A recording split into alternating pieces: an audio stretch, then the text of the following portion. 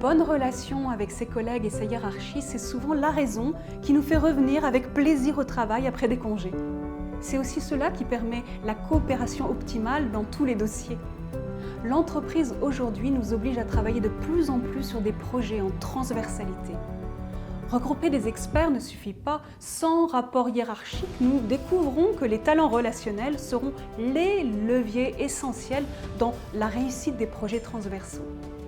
Voici quelques extraits du parcours. Un premier extrait sur sortir des jeux relationnels.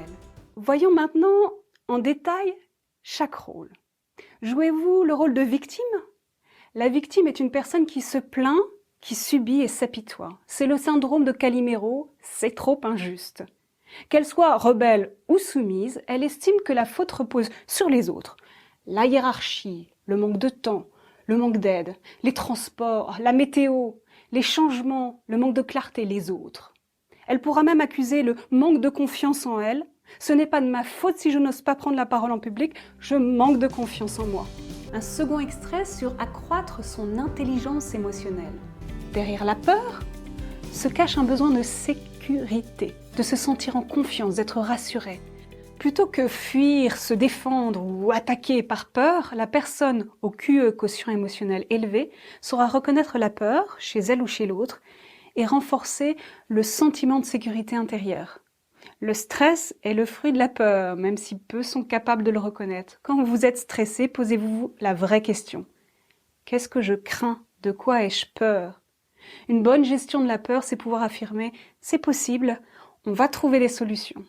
C'est aussi être capable de sortir de sa zone de confort et prendre des risques au-delà de la peur.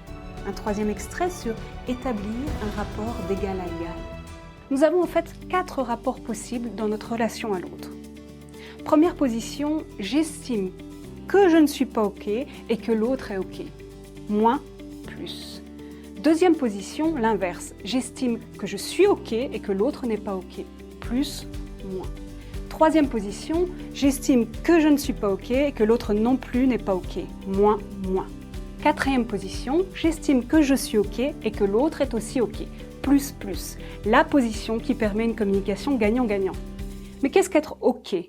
Être OK, être plus, c'est se donner de la valeur avec ses ombres et ses lumières.